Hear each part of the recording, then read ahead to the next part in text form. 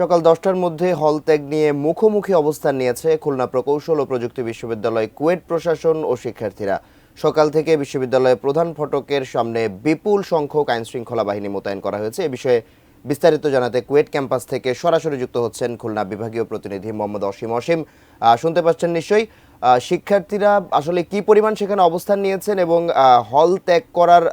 হল যারা ত্যাগ করছেন তারা কি বলছেন? প্রশাসন, আইন শৃঙ্খলা বাহিনী, শিক্ষার্থী সবার সাথে নিশ্চয়ই আপনার কথা হয়েছে, কি বলছেন তারা?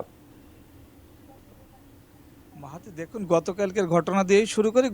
গতকাল কুয়েট প্রশাসন একটি সিন্ডিকেট সভা করে, অর্থাৎ জরুরি সিন্ডিকেট সভায় 99তম এই সিন্ডিকেট সভায় সিদ্ধান্ত হয় আজ সকাল 10টার মধ্যে শিক্ষার্থীদের হল ত্যাগের নির্দেশ দেওয়া হয়েছে। তো হল ত্যাগ নির্দেশ না করলে পরবর্তীতে তারা পরবর্তী ব্যবস্থা নেবেন। তবে গতকাল রাত 10টার দিকে কুয়েট শিক্ষার্থীরা দুর্বার বাংলার সামনে অবস্থান নিয়ে একটি বিক্ষোভ মিছিল করেছে। সেখান থেকে তারা একটি ঘোষণা দিয়েছেন যে তারা হল ত্যাগ করবেন না। সে কারণে কিন্তু সকালে আমরা দেখছি যে কুয়েট ক্যাম্পাস এর প্রধান ফটক থেকে আশপাশের এলাকায় বিপুল পরিমাণ আইন শৃঙ্খলা বাহিনী মোতায়েন রয়েছেন।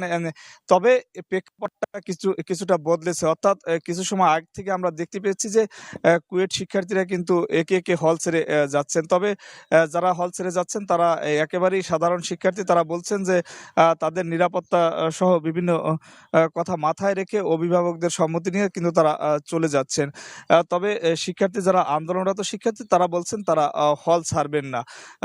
তবে প্রশাসনের সঙ্গে আমার কথা হয়েছে, কুয়েট যে প্রশাসন রয়েছে তাদের সঙ্গে কথা হয়েছে। তারা যেমনটা বলছেন যে যেহেতু সিন্ডিকেট সভায় সিদ্ধান্ত হয়েছে এটি শিক্ষার্থীদের মানতেই হবে। সে কারণে তারা পুলিশ কমিশনার সহ বিভিন্ন আইন শৃঙ্খলা বাহিনীকে কিন্তু অফিসিয়ালি যে একটি চিঠি তারা কিন্তু সেটি দিয়েছে। তারা বলেছে, কুয়েট প্রশাসন বলেছেন যে যেহেতু 10টার মধ্যে হল ছাড়ার নিরাপত্তার কথাই কুয়েটের বিবেচনা করে হল ছাড়ার নির্দেশ দেওয়া হয়েছে, তাদেরকে হল ছাড়তে হবে, না হলে তারা পরবর্তীতে 10টার পরে ব্যবস্থা নেবে। মাহাতি, আপনাকে জানাতে পারবো 10টার পরে আসলে প্রশাসন কি ব্যবস্থা নেয়, শিক্ষার্থীরা নূতন করে কি কর্মসূচি দেয়, সে বিষয়ে জানতে আমাদের 10টার পর পর্যন্ত অপেক্ষা করতে হবে। আমার কাছে সব মিলিয়ে এই ছিল কুয়েট ক্যাম্পাস থেকে কুয়েটের যে বর্তমান পরিস্থিতি তার সর্বশেষ খবর।